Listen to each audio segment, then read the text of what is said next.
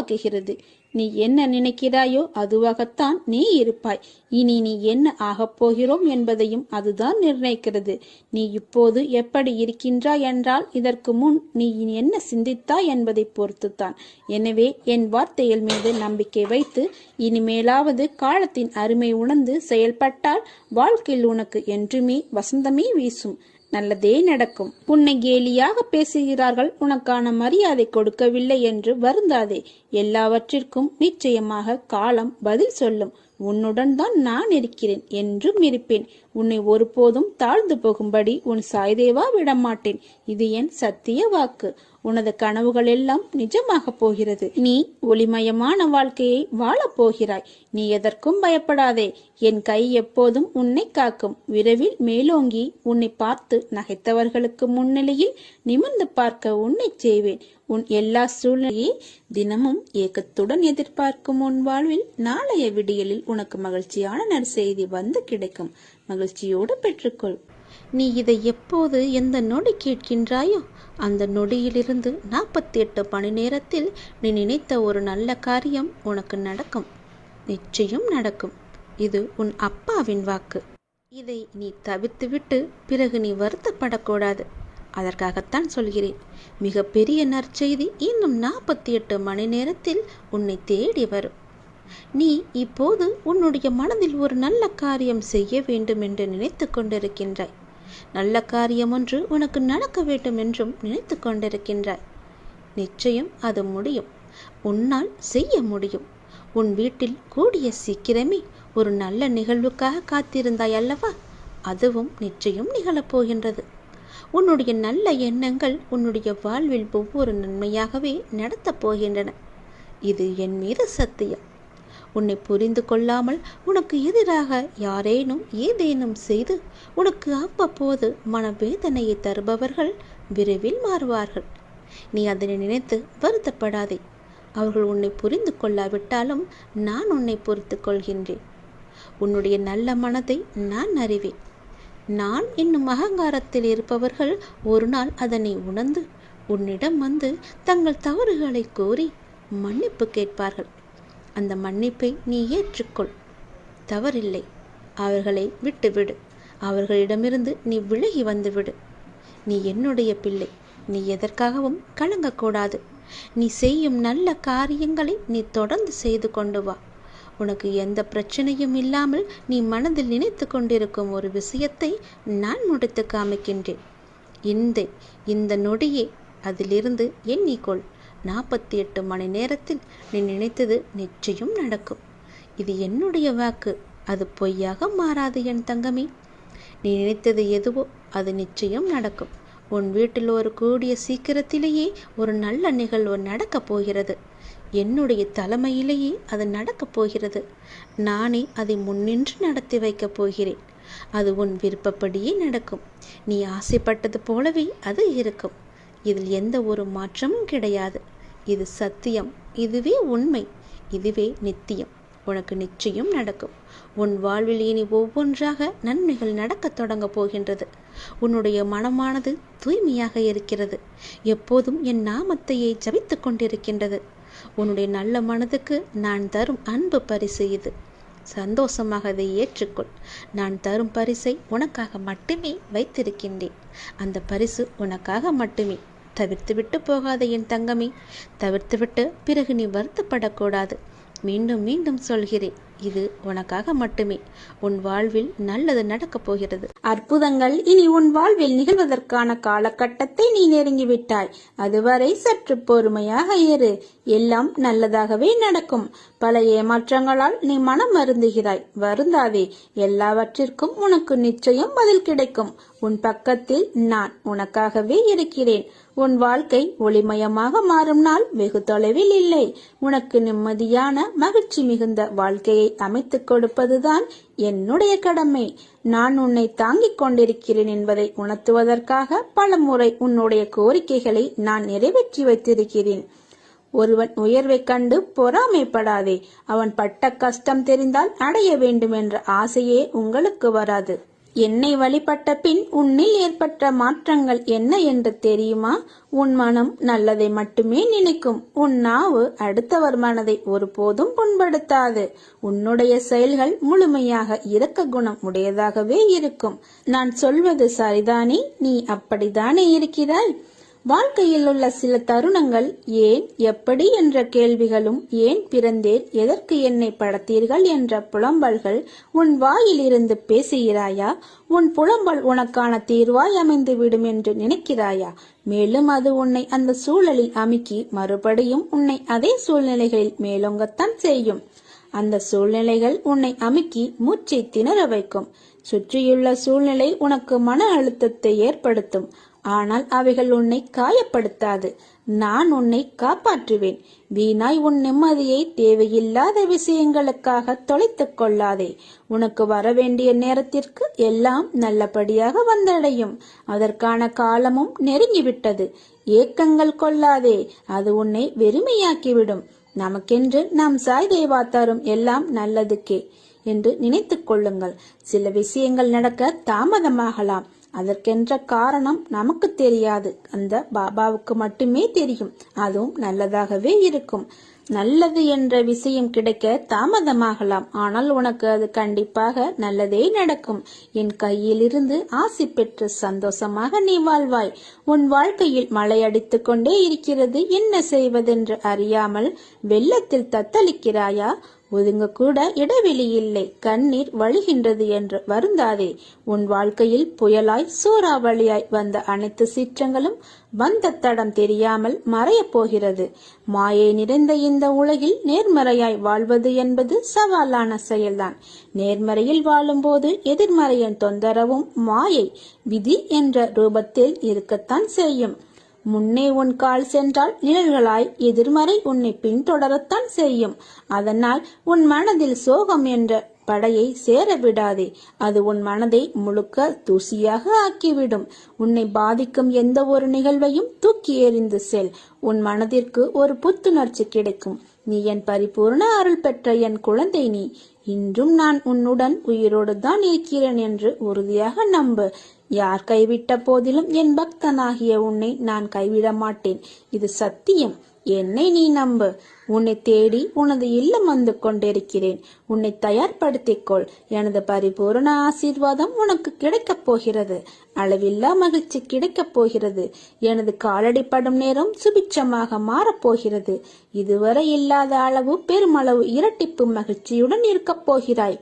இனி என்னிடத்தில் வைத்த கோரிக்கைகள் நிறைவேறப் போகிறது. நீ விரும்பியதெல்லாம் கிடைக்கப் போகிறது. நீ போகும் பாதை விடியலுக்காக போகும் பாதை. இருள் சூழ்ந்துதான் இருக்கும். அதில் உனக்கான பயங்கள், கலக்கங்கள் இருக்கலாம். ஆனால் உனக்கென்று பாதையில் நீ ஒருவராக மட்டும்தான் செல்ல முடியும். ஆனால் உனக்காக துணையாய் அந்த இருளில் நான் இருப்பேன். இருள் என்பதனால் உன் கண்களுக்கு புலப்படாமல் கூட நான் இருக்கலாம். ஆனால் நான் உன்னிடத்தில் தான் இருக்கிறேன். உன் பாதை, உனக்கான வெற்றி, இவையெல்லாம் உன் ஆன்மாவுக்கு எழுதி வைக்கப்பட்டது.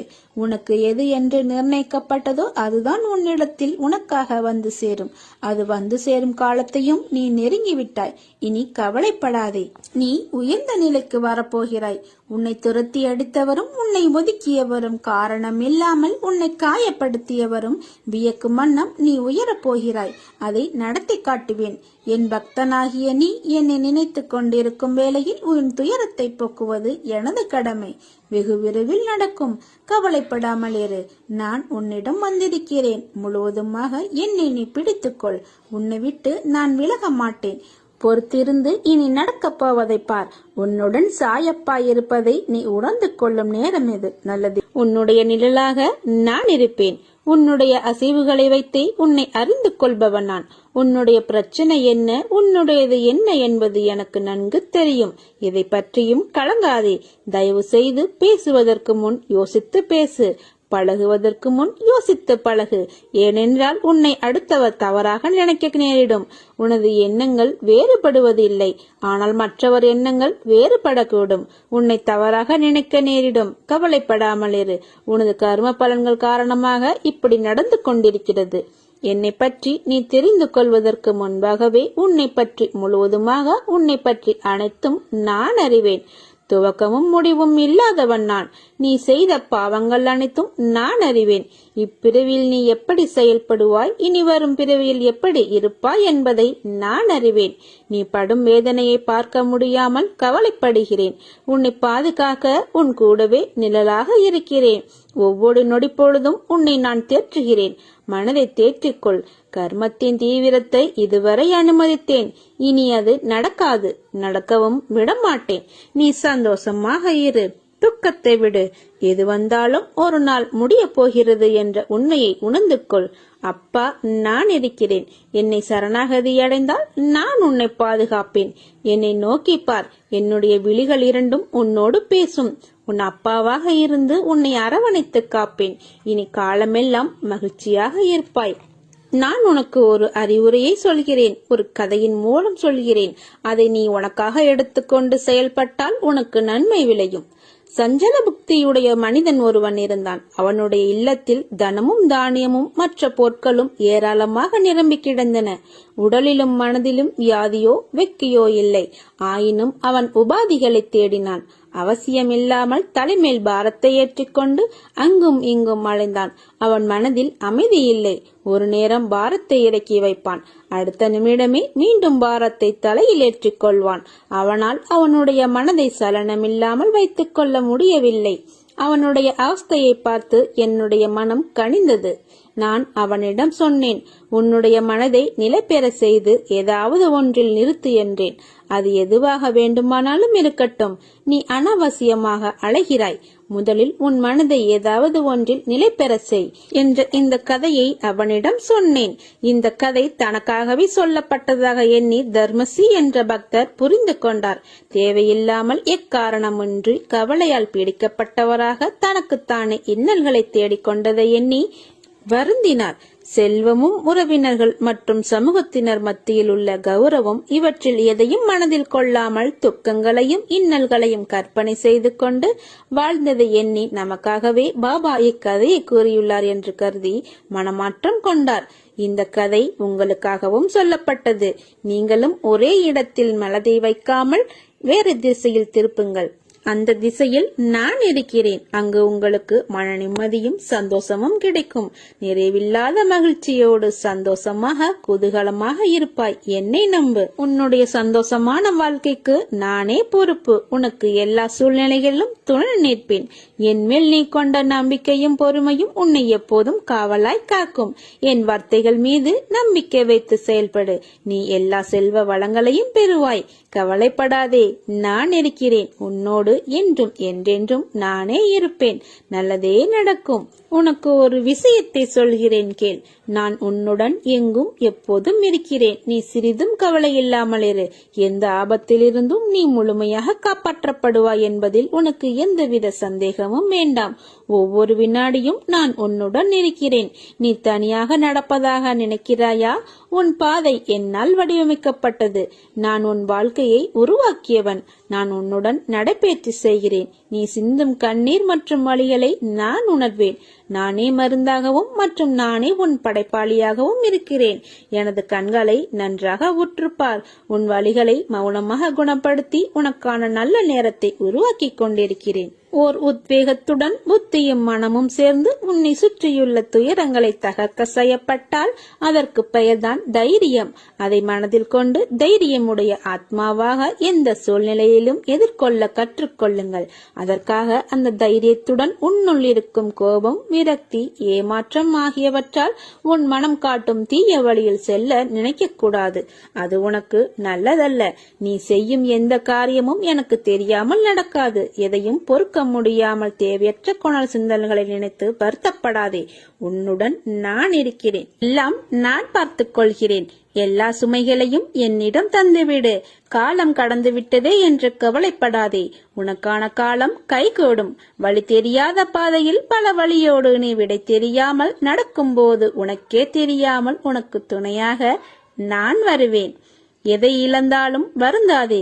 ஏதாவது ஒரு வகையில் நீ இழந்ததை விட சிறந்த ஒன்றை உன்னிடம் வந்து சேர வைப்பேன். நம்மை ஆட்டி வைப்பது நம் மனமே. உருவமற்ற இந்த மனம் பெரிய உருவம் படைத்த நம்மை எப்படியெல்லாம் ஆட்டிப்படுகிறது என்று யோசித்து பாருங்கள். காய்ந்த எலும்பு துண்டை கடித்த நாய் தன் வாயிலிருந்து வழிந்த ரத்தத்தை எலும்பிலிருந்து வருவதாக எண்ணி மேலும் அழுத்தமாக கடித்து துன்பத்தை அடையும். அதுபோல மனிதனும் ஆசைகளை பெருக்கிக் கொண்டு துன்பத்தை அனுபவிக்கிறான். நீ ஆசைப்படாதே. உன்னுடைய ஆசையை நிறைவேற்ற நான் இருக்கிறேன். ஒளியாக உனக்கு ஒளியாக நான் இருப்பேன். உனது நம்பிக்கையும் பொறுமையின் அளவையும் நான் சோதித்துக் கொண்டே இருக்கிறேன். கோபப்படுவதையும் குறை கூறுவதையும் குறைத்துக் கொள்ளும் வரை என்னால் உனக்கு ஏற்றத்தை செய்ய இயலாது. உன் வாயிலிருந்து பிறரை பற்றி அவதூறான வார்த்தைகள் வராமல் இருந்தால், எப்போதும் எனது நாமம் உனது வாயின் துதிகளாக இருந்தால், விலையேதும் இல்லாமல் கஷ்டத்திலிருந்து விடுதலை அடைவாய் என்பதை உறுதியாக சொல்கிறேன். எல்லோரும் உன் உள்ளத்தை காயப்படுத்தும் விதத்தில் நடந்து கொள்கிறார்களே என்று வருந்தாதே. அப்படிப்பட்டவர்களிடமிருந்து நீ சற்று விலகி இருப்பதே உனக்கு நல்லது. மன அமைதி இழந்து நிற்கும் உன் வாழ்க்கை கூடிய விரைவில் மாறும். நீ எதிர்பார்த்த நிம்மதியான மகிழ்ச்சியான வாழ்க்கையை பெறுவாய். எத்தனை முறை நீ ஏமாற்றப்பட்டாலும் ஒருபோதும் அடுத்தவரை ஏமாற்ற கற்றுக்கொள்ளாதே. அவரவர் பலன் அவரவர் அனுபவிப்பர். நேர்மைக்கு என்றுமே மரணமில்லை. கவலையை விடு. என்னை நம்பினால் அசாத்தியம் கூட சாத்தியமாகும். நீங்கள் மிகுந்த வேதனை கொண்டிருப்பதோ சர்வ சாதாரணமான சாத்தியமானதற்கே. பிறகு ஏன் இந்த கலவரம்? நீ கேட்டதை மட்டுமே எப்போதும் நான் கொடுப்பதில்லை. மற்ற எல்லா நல்ல விஷயங்களும் சேர்த்தே தருவேன். நீ எல்லா நற்குணங்களையும் பெற இப்போது நன்கு தகுதியாகி கொண்டிருக்கிறாய். இதை கண்ணார நீ பார்த்து கொண்டிருப்பாய். எனவே நீ கேட்டதும் கேட்காத மற்ற நல்லவைகளும் இப்போது உனக்கு கிடைக்கவிருக்கின்றது. கிடைப்பது நிலைக்க இருக்கிறது. சந்தோஷமாக இரு, உற்சாகமாயிரு. சமயோசித புத்தியுடன் நீ எப்போதும் இரு. முன்பு இருந்த வாழ்க்கையை நினைத்து வருந்தாதே. இன்று நீ என்னுடன் இருக்கிறாய் என்று நிம்மதி கொள். மிக பெரிய சக்தியின் கீழ் எந்த வலுவுமற்ற சிறு துரும்பாக அசைந்து கொண்டு இருக்கிறோம். கர்வப்படுவதற்கும் கங்கணம் கட்டிக்கொள்வதற்கும் எந்த அவசியமும் இல்லை. இதை மனதில் இருத்தி கொண்டால் எந்தவித கர்வமும் எழாது. நான் யார் தெரியுமா? நான் நினைத்தால் எதை மற்றியும் மாற்றி விடுவேன் போன்ற பேச்சே வராது. செய்யும் காரியத்தில் வெறுப்பு இருக்காது. பலன் எதிர்பார்க்காது. அப்போது அந்த காரியம் மிக சிறப்பாக என்னால் செய்யப்படும். யாருக்கு அனுக்கிரகம் அளிக்க விரும்புகிறேனோ அவனுடைய எல்லா உடைமைகளையும் கைப்பற்றி விடுகிறேன் என்பதே பாபாவின் கொள்கை. இதை பலரால் புரிந்து கொள்ள முடியாது. இந்நிலையில் வைக்கப்பட்ட சாதகன் படிப்படியாக பாபாவை தவிர தனக்கு வேறு கதி ஏதும் இல்லை என்பதை உணர்ந்து திடமான நம்பிக்கையும் விசுவாசத்தையும் தானே பெற்றுவிடுகிறான். மனிதர்கள் ஒன்றை புரிந்து கொள்ள வேண்டும். இறைவனிடம் மிக கடுமையாக பிரார்த்தனை செய்வதும் வேண்டுகோள் வைப்பதும் தவறல்ல. அதே சமயம் இறைவனிடமும் இதை உடனடியாக நடத்தி கொடு, அதிசயத்தை செய்து காட்டு என்றால் வேண்டுமென்றே இறைவன் சோதனைகளை அதிகரிப்பார். ஆண்டாண்டு காலம் மந்திரங்களை ஜபித்தாலும் மனித தன்மை இல்லாமல் நடந்து கொண்டாலும் ஓட்டை பாத்திரத்தில் நீரை வைத்தது போலாகிவிடும். எனவே இறைவன் திருவடியை இறுக பற்றி கொண்டு நீ எதை வேண்டுமானாலும் செய், எப்பொழுது வேண்டுமானாலும் செய். ஆனாலும் என்னை கைவிட்டு விடாதே என்று சாய்பாபாவிடம் கேட்டுக்கொள்ளுங்கள். நீங்கள் எனக்கு முன்பாக உண்மையான பக்தியுடன் உங்களுடைய இரு கைகளையும் நீட்டி என்னை அழைத்தால் நான் உடனேயே உங்களுடன் வந்து விடுவேன். இரவு பகல் பாராமல் நான் எப்பொழுதும் உங்களுடன் இருப்பேன். 7 கடல் தாண்டி நான் வசித்து வந்தாலும் நீ என்ன செய்கின்றாய் என்பதை நான் நன்கு அறிவேன். இந்த பரந்த உலகில் நீ எங்கு சென்றாலும் நான் உன் கூடவே வருவேன். கடவுள் எங்கும் மற்றும் எல்லா உயிர்களிலும் இருக்கின்றார். அது பாம்பாகட்டும் அல்லது தேளாகட்டும், அனைத்து உயிரினங்களிலும் கடவுள் நீக்கமற நிறைந்து வசித்து வருகின்றார். பாம்புகள், தேள்கள் முதலிய அனைத்து உயிரினங்களிலும் அவருடைய இசைப்படியே நடக்கின்றன. அவருடைய அனுமதியின்றி எந்த ஒரு உயிரும் மற்றொரு உயிருக்கு தீங்கிழைக்க முடியாது. இந்த உலகம் அவரை நம்பியே உள்ளது மற்றும் இந்த உலகில் உள்ள அனைத்தும் அவரையே சார்ந்திருக்கின்றனர். எனவே நாமும் அவரை சார்ந்திருப்போம். அவர் நமக்கு நன்மை மட்டுமே செய்வார்.